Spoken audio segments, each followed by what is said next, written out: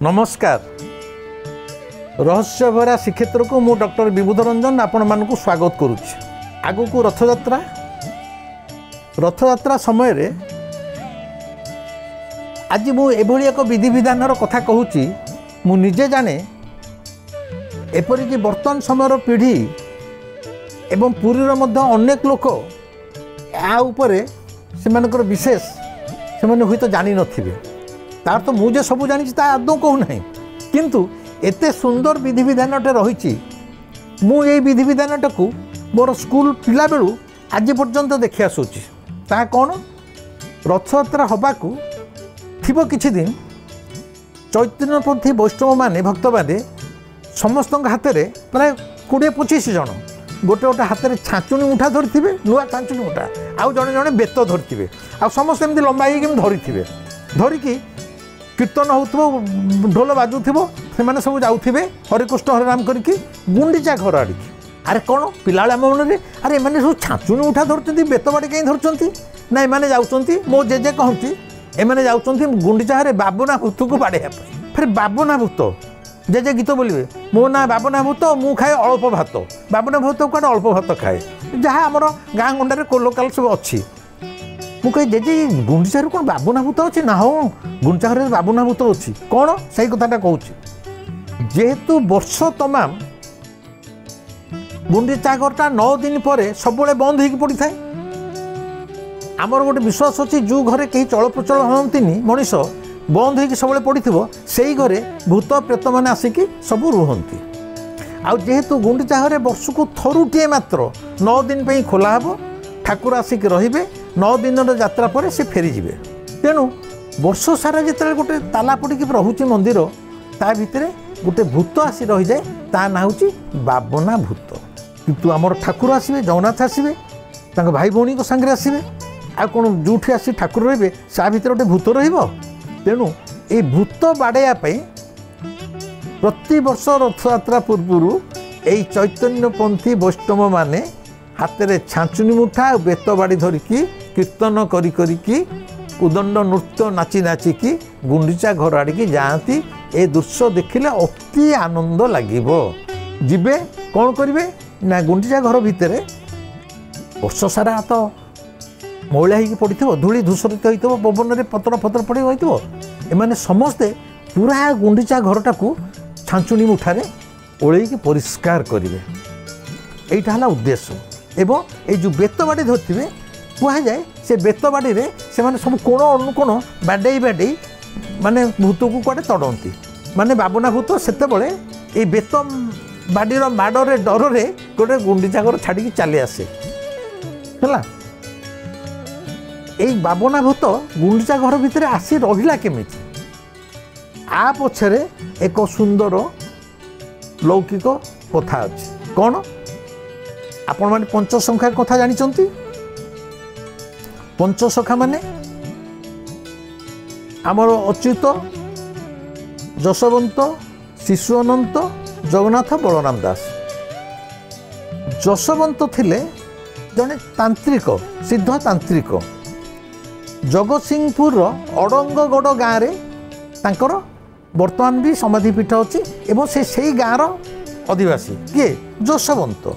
जशवंतर महापुराण होता ओढ़ण षष्ठी आम मंदिर हुए माने शीत दिने ओढ़ण षष्ठी माने जो दिन ठारू शीत वस्त्र जगन्नाथ पिंधती आम भाया शीत आम जैकेट पिंधुचे चादर पिंधु पकाउचे सेमती शीत दिने आम जगन्नाथ हेले मनीष ठाकुर तांको भी शीत हम तेणु सी गोटे मस कहते ओढ़ण षष्ठी। ओढ़ण षष्ठी दिन ठारू ठाकुर चादर घोड़ी होती माने घोड़ लगी कह जाए कौन घोड़ लगी अमावास्या कि एमती ठीक मुझे कहीपारे किंतु ओढ़ण षष्ठी।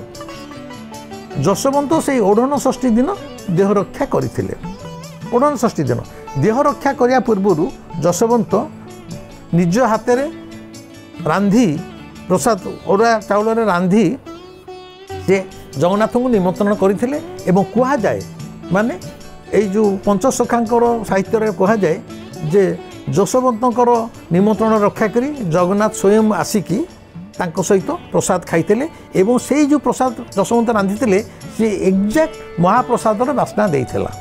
थरे सेठारे जो राजा थे रघु चंपती राय से देखिले से समय जानी जे जशवंत जड़े अत्यंत दिव्य पुरुष जशवंत थरे धान दरकार है से राति अधरे दार नहीं गोटे धान गोटे चाषीर धान केंडारू धान काटुंट काटिला बेलू राम राम शब्द है चाषी उठी आसी देखुची जशवंत धान काटी चोरिक नौले आनी राजा सामने चंपती राय सामने छेड़ा कर राजा जिते देखी दंड देवाक चाहती देखिले जशवंत देहरे जगन्नाथ दुशुंट गोड़ तले पड़ जाते भौणी अंजना को जशवंत सहित बाहागर कर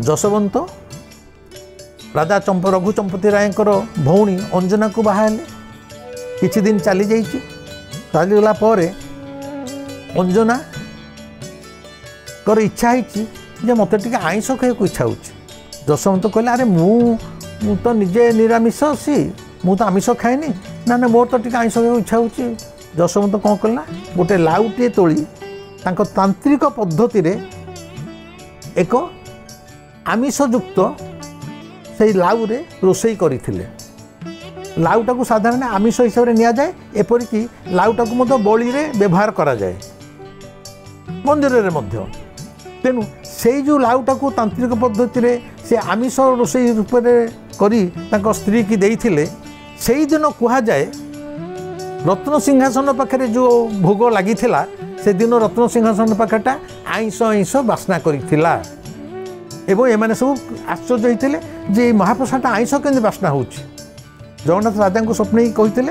अरे देख मो भक्त जशवंत ता स्त्री की गोटे रोसई आमिष रोसई कर लाउरे देती तेणु मुझे पाई तेणु ये आमिष बास्ना हो कारण मुझे पाई से आमिष खाद्यटा को मुझे रोसईटा को मुझे पाई ये था जशवंत समय कथा एवं गोटाए थर स्त्री गर्भवती होती अंजना गर्भवती होती सी मत कहते मत टे इच्छा हो पखाल सुखुआ खायापे ये कहले मु पखाल कौटु आनी सुखुआ कौटु आनी मुझे जगन्नाथ से राजा को स्वप्न अरे देख मो भक्त जशवंतर स्त्री गर्भवती सी चाहूँगी टे पखाल आ सुखुआ खायापे तू ता घर को भल उषुना कारण पखालटा उषुना पखाल बढ़िया लगे अरुआटा नुह तू उषुना चाउल सोरिष तेल लुण आउ कि सुखुआ पठा जगन्नाथ स्वप्न होती राजा को माने जशवंत भक्त माने भक्त जगन्नाथ प्राण केमी कांदे ये जानतु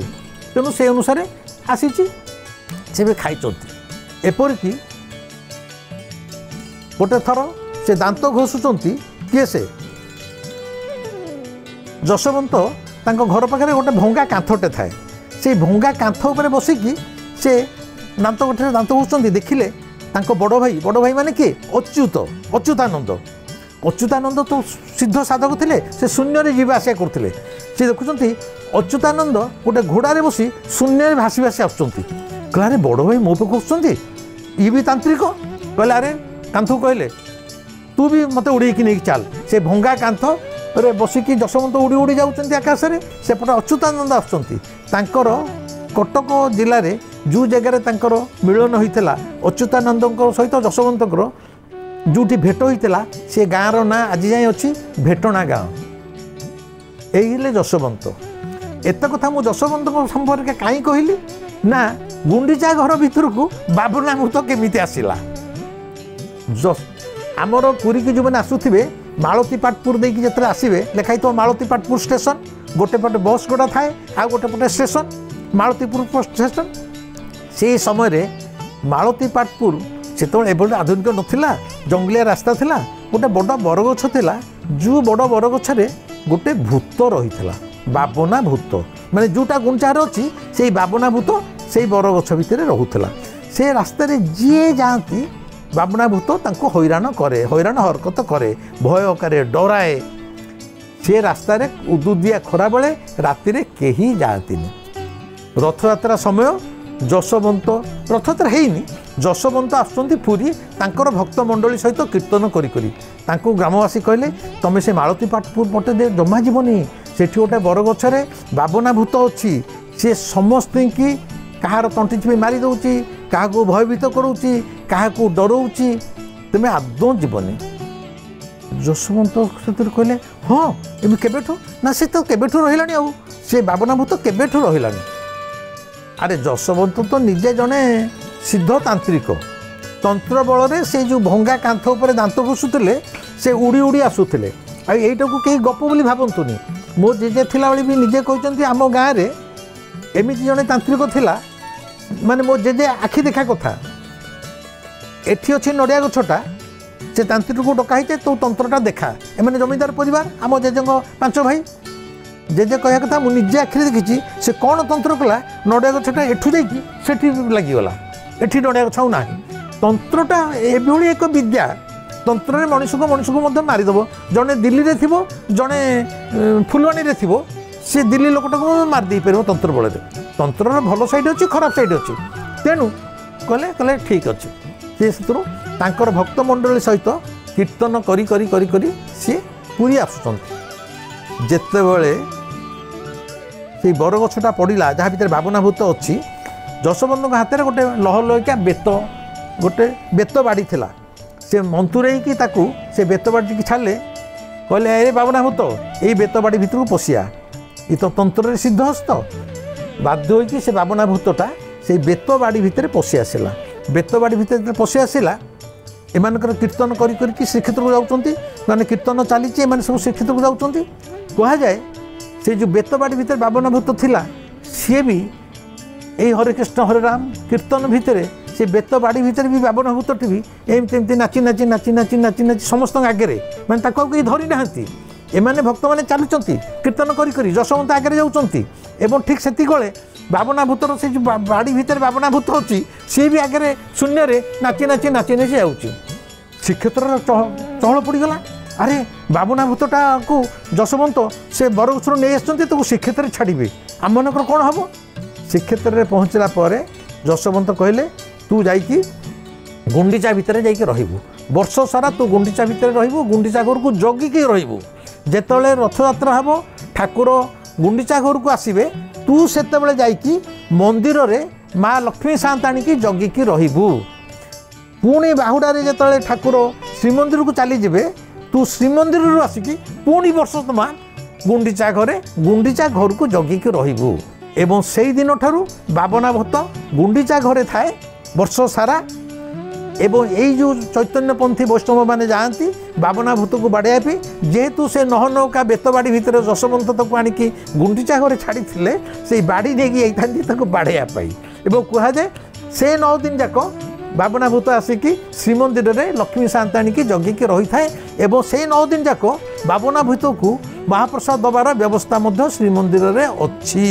ଭାବିଲେ ଏ କେଡ଼େ ସୁନ୍ଦର ସବୁ ମାନେ କଥା, କେତେ ସୁନ୍ଦର ସବୁ ଜଗନ୍ନାଥଙ୍କ ସଂସ୍କୃତି ସହିତ ଜଗନ୍ନାଥଙ୍କ ଜୀବନଚର୍ଯ୍ୟା ସହିତ ଯୋଡ଼ି ଦିଆଯାଇଛି। ଏବଂ ଆଜି ମଧ୍ୟ ଯେଉଁମାନେ ଚାହିଁବେ ରଥଯାତ୍ରା ପୂର୍ବରୁ ଆସିକି ଶ୍ରୀକ୍ଷେତ୍ରରେ ରହିବେ କିଛି ଦିନ, ଏଇ ସୁନ୍ଦର ଦୃଶ୍ୟ ସମସ୍ତେ ଗୋଟେ ଛାଞ୍ଚୁଣି ମୁଠା ଆଉ ବେତ ଧରି ବାବନା ଭୂତକୁ ବାଡ଼େଇବାକୁ ଯାଉଛନ୍ତି, ଦେଖିପାରିବେ। ତେଣୁ ପିଲାବେଳେ ମୋତେ ଯେଉଁ ଜେଜେ କହିଥିଲେ ଏମାନେ ଯାଉଛନ୍ତି ଗୁଣ୍ଡିଚାରେ ବାବନା ଭୂତକୁ ବାଡ଼େଇବା ପାଇଁ।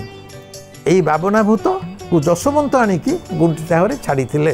ଭାବୁଛି ଏଇଟା ଆପଣମାନଙ୍କୁ ଏ ବିଷୟ ଜାଣିନଥିବେ, ଖୁବ୍ ସୁନ୍ଦର ଲାଗିଥିବ। ରହିଲି, ନମସ୍କାର।